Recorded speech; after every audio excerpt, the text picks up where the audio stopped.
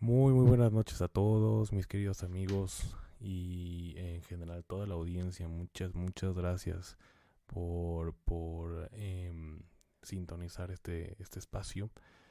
Pues la verdad es que hemos estado, o bueno, he estado un poquito ocupado en ciertas cuestiones laborales y ciertas cuestiones personales. Pero la verdad es que quiero comentarles antes de empezar el podcast, perdón. Y bueno, el video también, de hecho pueden ver algunos shorts o algunos cortos del podcast por TikTok. Estoy como Andermogu en TikTok. Estoy ahí pues nada más grabando ciertas capsulitas de todos los podcasts que hago, excepto de las entrevistas. Y de hecho quiero platicar con ustedes relacionado a eso, porque las entrevistas han sido todo un éxito. De verdad ha sido todo un éxito. De verdad, muchas gracias por confiar en este proyecto. La verdad es que he estado muy contento. Obviamente, aparte de todas las actividades que tengo, el podcast es prioridad, por supuesto, y que ustedes tengan pues información adicional a lo que están acostumbrados. Sobre todo la gente que no es médico, ¿no? Digo, no quiero decir que la información que manejamos y que los colegas que están como invitados a charlar y que traten temas que son del cuales son expertos, pues no quiere decir que no sea para médicos, al contrario, sí son. Sin embargo, la gente que es ajena al gremio, pues obviamente quiere escuchar otra cosa que no sea medicina, perdón, que no sea algo que esté relacionado a su labor todo el tiempo, ¿no?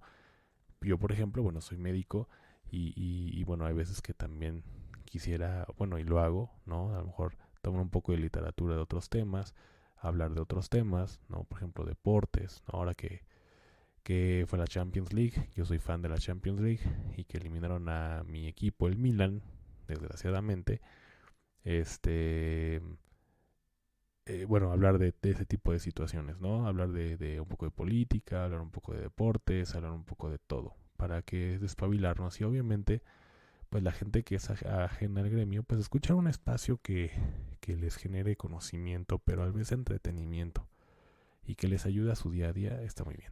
Y obviamente la cuestión de que las últimas entrevistas que hemos tenido eh, con relación a la terapia, con relación a la toxicidad en las parejas, con relación a medicina estética y un poco de lo que hacemos los médicos, además de ser especialistas, pues creo que puede nutrir un poco eh, la, la, la agenda de conocimiento de las personas. E insisto, ajenas al gremio, ¿no?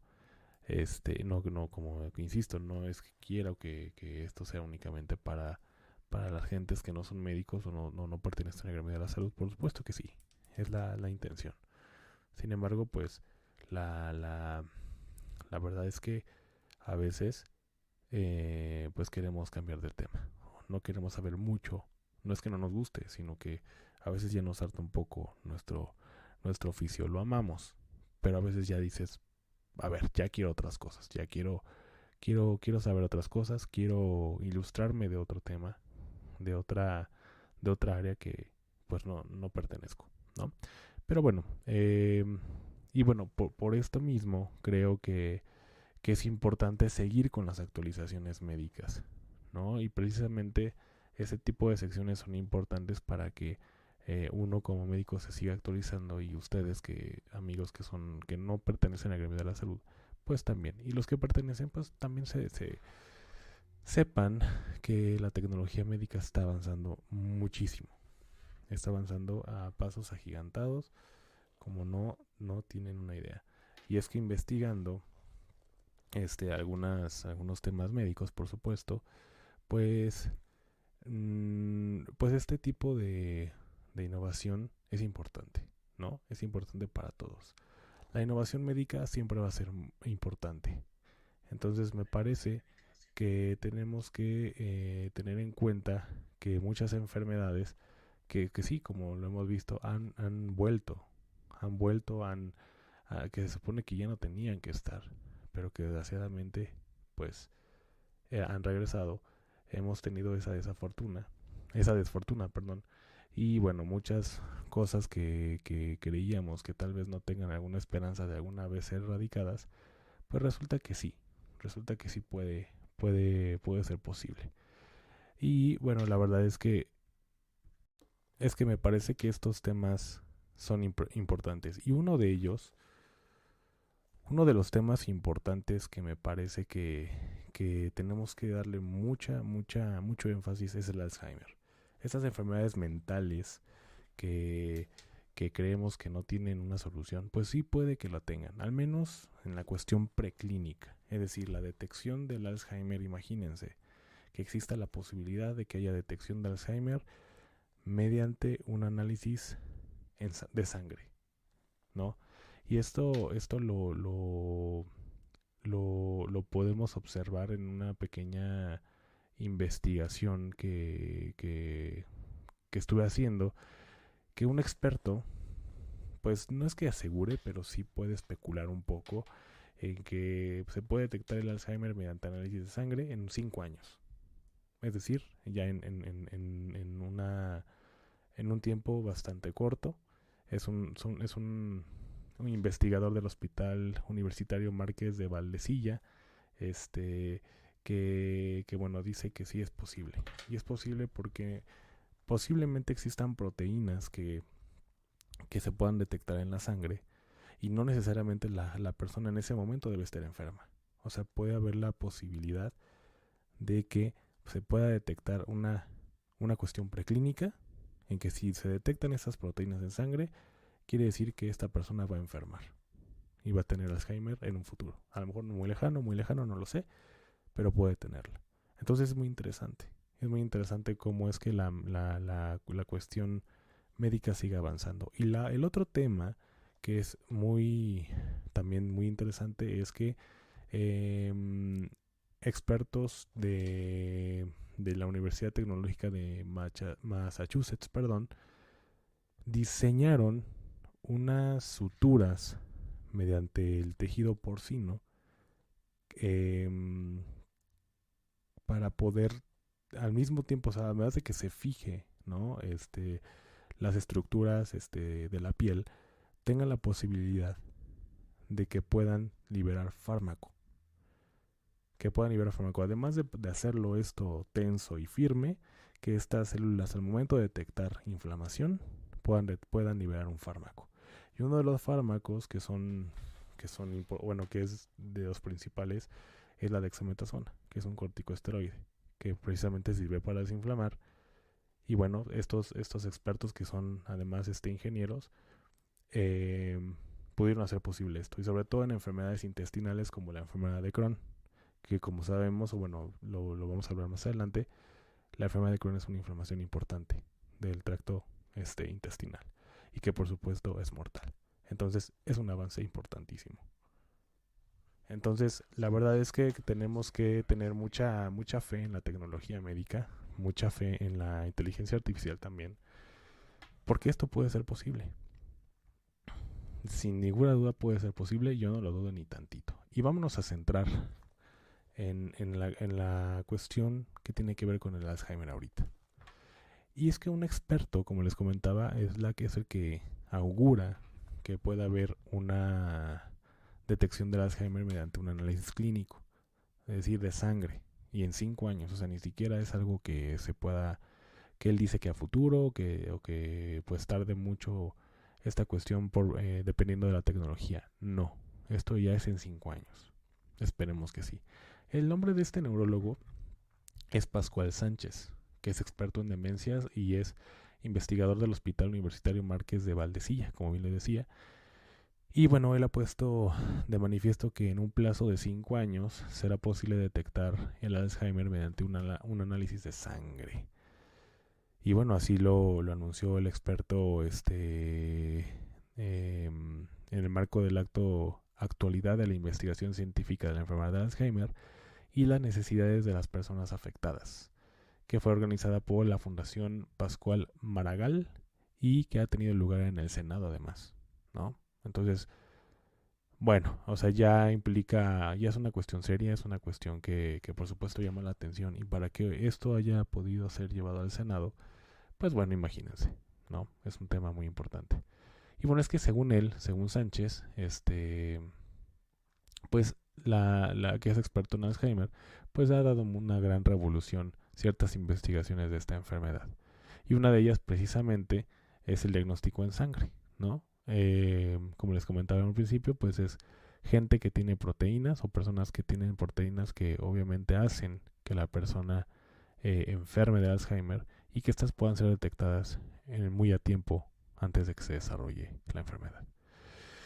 Y bueno, pues realmente es una noticia que sí, como dice él, está causando una revolución importante, y, y que sobre todo no es como que dé tiempo de curarla, porque realmente no se cura, pero al menos sí para tener ciertas cuestiones que puedan ayudar a no desarrollarla lo más grave posible, o obviamente o a no desarrollarla.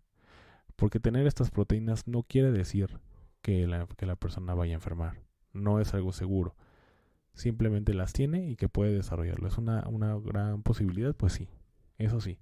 Pero de que sea definitivo, no. Entonces, bueno, pues esto hace que, pues por supuesto, sea una bomba positiva, por supuesto, a que la medicina preventiva entre y pueda tener una acción pronta para que no se desarrolle la enfermedad, o al menos no tan grave y no tan avanzada. Entonces, bueno, esta es una noticia, creo que muy buena, a mi parecer. Incluso uno de los catedráticos de esta Fundación Pascual Maragall, que se llama Arcadi Navarro, que es uno de los líderes, recuerdo que hay datos epidemiológicos que indican que el Alzheimer es prevenible o puede ser prevenible. Entonces él dice que las personas con distintos estilos de vida tienen distintas posibilidades de enfermedad de Alzheimer. Entonces así explica que hay países que empezaron de hace décadas, hace años, con programas de prevención cardiovascular, que a día de hoy cosechan ventajas en materia de Alzheimer. Él dice que si tenemos un corazón sano, tenemos un cerebro igualmente sano. Entonces, no es que directamente si tienes una enfermedad cardiovascular puedas tener una enfermedad de Alzheimer, pero bueno, lo que él dice es que normalmente cuando alguien tiene un sistema cardiovascular o circulatorio estable, pues generalmente todo nuestro sistema funciona de manera adecuada.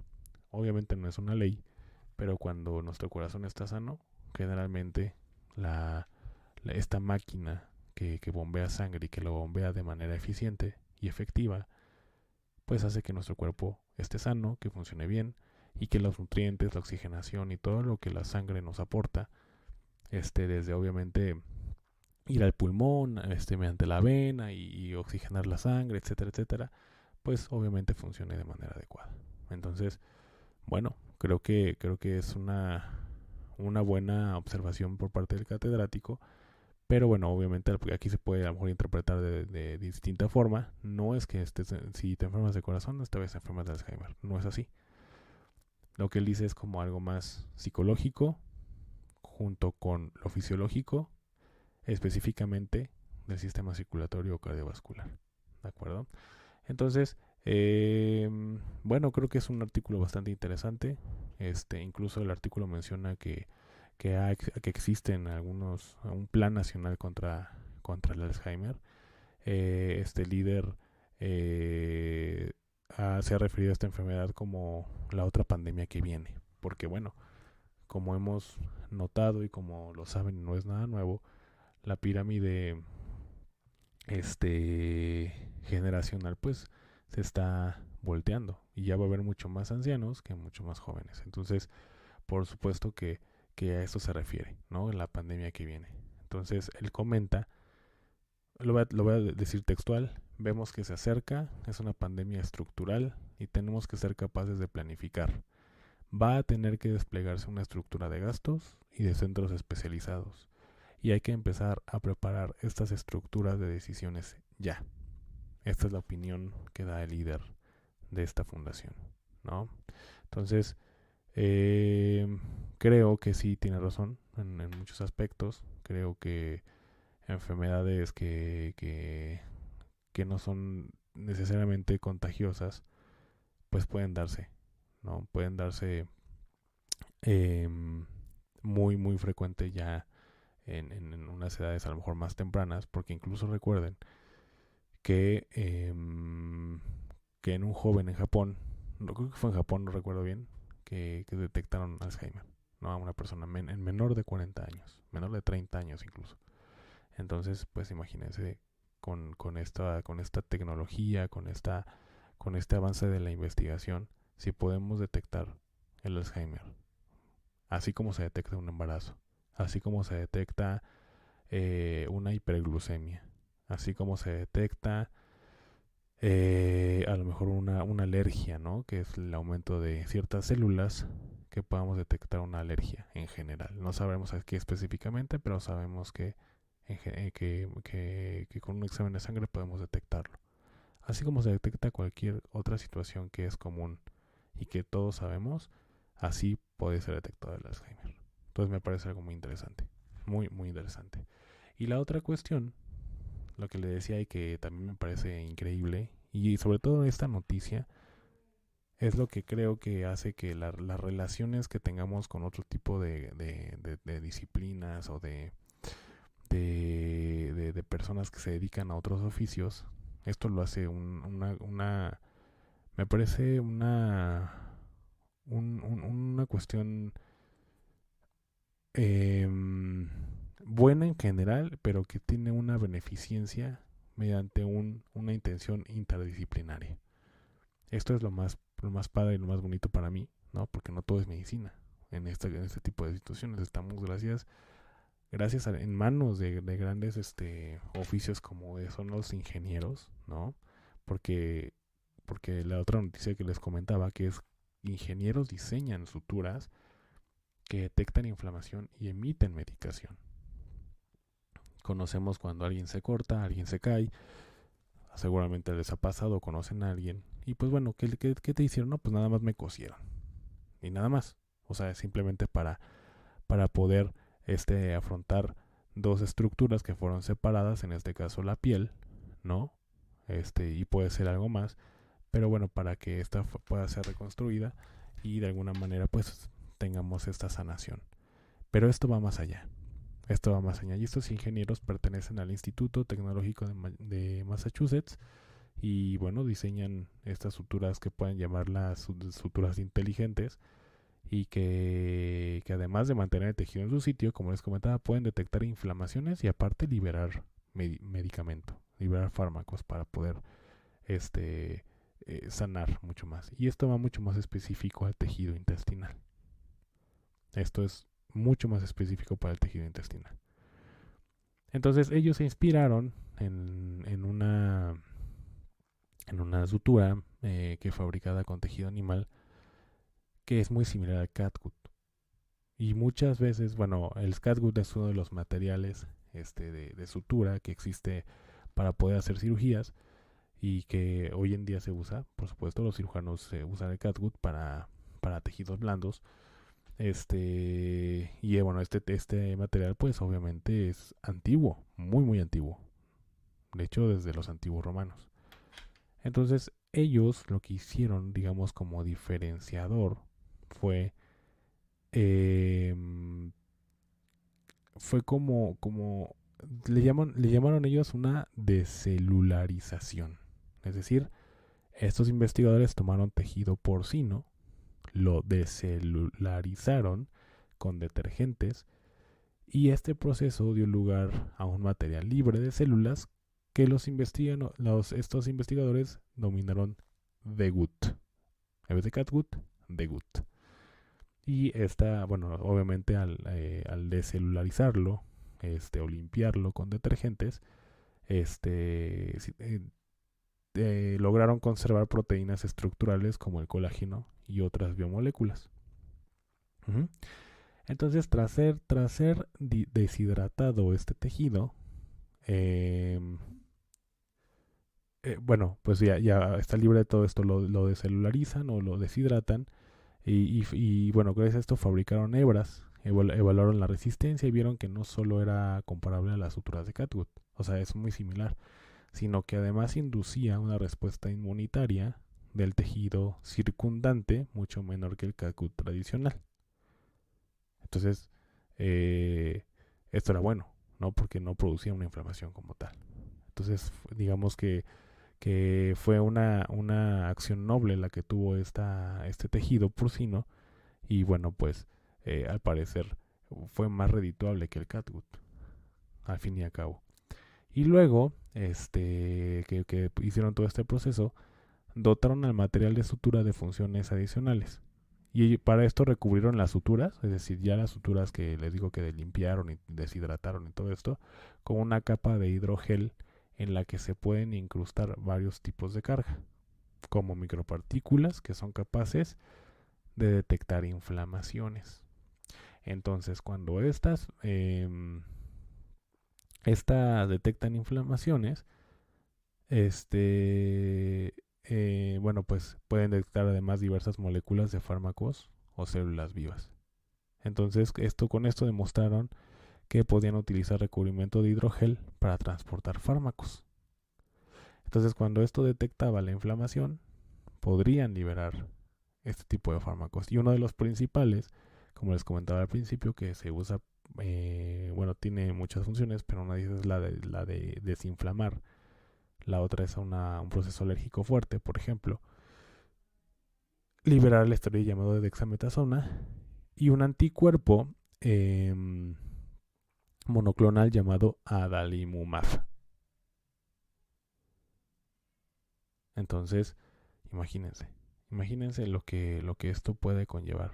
Obviamente el precio sería, digo, ya probado esta situación, los precios serían muy costosos, pero como todo, mire, cuando ya las personas adquieren o llega a haber un aumento del producto o del consumo de un producto, pues el precio va a ir bajando, como siempre, o como todo en el mercado, así pasa.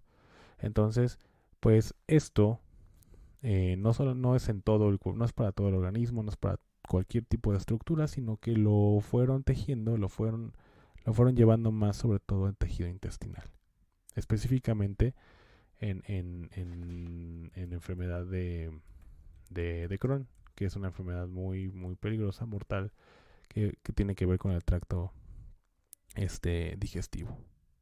Entonces, pues, además de que es una enfermedad autoinmune, este, pues bueno, esto pues llega a ser mortal, puede haber algún tipo de hemorragias en todo el tracto digestivo y bueno, pues obviamente causar la muerte.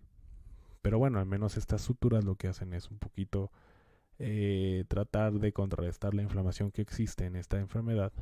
Y bueno, en otras puede ser una colitis, puede ser lo que sea.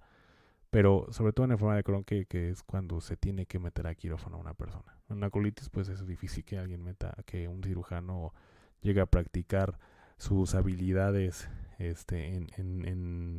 con el bisturí, pero sí en una enfermedad de Crohn. Entonces creo que son dos noticias bastante importantes, muy interesantes, ¿no? Y con esto nos damos cuenta de que, pues efectivamente, la inteligencia artificial, la tecnología está avanzando a pasos agigantados.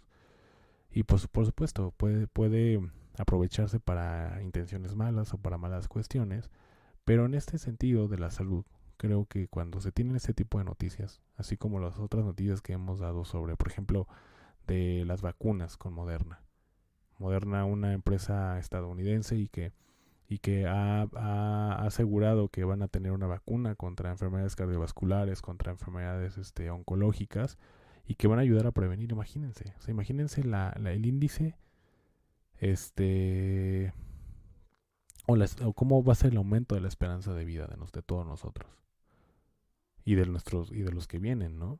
De nuestra descendencia. Entonces creo que que son grandes noticias. No todo es malo, ¿no? No todo se trata de COVID, no todo se trata del monkeypox, ¿no? Es decir, la viruela del mono. No todo se trata del dengue, porque el dengue ha estado bastante agresivo. Estos moscos que siguen propagando el dengue en América Latina de manera importante. Y bueno, pues el COVID sigue, a pesar de que, bueno, ya muchos gobiernos, incluyendo el nuestro, pues ya han como bajado la guardia y como decir que ya no es una alerta mundial, pero sigue, o sea, sigue la enfermedad, siguen casos, incluso siguen habiendo muertes, pero obviamente a menor escala, a diferencia de 2020 a 2022, pero bueno, sigue esto. Entonces, creo que son buenas noticias, creo que son las que dan realmente una esperanza, las que realmente creo que valen la pena escuchar. Digo, también las malas para tener obviamente el conocimiento, la alerta, la cultura, sobre todo para poder tomar acción, ¿no? Independientemente de que seamos médicos o no, pero tomar acción con nuestros hijos, con nosotros mismos, informarnos de la medicina, cómo avanza, qué medicamento puedo usar en caso de que me ponga grave, qué medicamento tengo que usar en caso de que mi enfermedad sea leve, etcétera, etcétera, etcétera. Entonces son noticias buenas, son noticias que bueno, quisiéramos que ya se pudieran aprobar definitivamente en todo el mundo, que la COFEPRIS, que la FDA, etcétera, etcétera, apruebe. Pero bueno, obviamente esto es un inicio de un, espero yo, de un futuro muy prometedor. En fin, el día de mañana, vamos a tener, bueno, al menos eso lo hemos platicado la licenciada Jamie Gudiño Jasso, que fue todo un éxito el podcast con ella de la toxicidad de las parejas. El día 20 es día del psicólogo. Vamos a grabar el día de mañana video otra vez, bueno, sí, un video en TikTok, no, pero el podcast va a ser grabado para que se pueda subir el día sábado a las redes, a todas las plataformas de podcast, para que lo escuchen, para que lo vean. De todas maneras, yo voy a confirmar con ella, y yo estaré confirmando mediante la red social TikTok. Ahí como aparte de grabar cápsulas, por supuesto doy algunas noticias, y una de estas es esa, ¿no? Poder asegurar o confirmar ciertas entrevistas que están vecinas, y también adelantarles, no quería hacerlo, pero es un hecho de que se va a hacer, no sé cuándo, pero pronto, una entrevista con un amigo mío, el doctor Jonathan Matus Moro, que es un cirujano general con una alta especialidad en cirugía bariátrica, y nos va a venir a hablar un poco de obesidad, un poco de estos temas de criterios de inclusión y quienes pueden ser candidatos a practicarse esta famosa cirugía de manga gástrica. Entonces, créanme, va a ser un gran podcast, va a ser como los que hemos hecho con entrevistas, va a ser una plática bastante bastante nutritiva para el cerebro, para el conocimiento, y sobre todo que ustedes, como bien les dije, se despabilen un poquito de los temas que diario traen, y que están ahí siempre en la rutina. Así que, bueno, les estaré confirmando en TikTok. Por ahora les agradezco mucho el haberme sintonizado un día más, bueno, una noche más, porque son las 9:30 por acá. Pero les mando un saludo a toda la audiencia, a todos los latinos, europeos, norteamericanos que nos ven. ¿Por qué insisto en que nos ven? Nos escuchan. Bueno, nos ven en TikTok, pero que nos escuchan. De verdad, muchas gracias. Que tengan una excelente noche y nos estamos escuchando, espero, el día de mañana. Hasta pronto.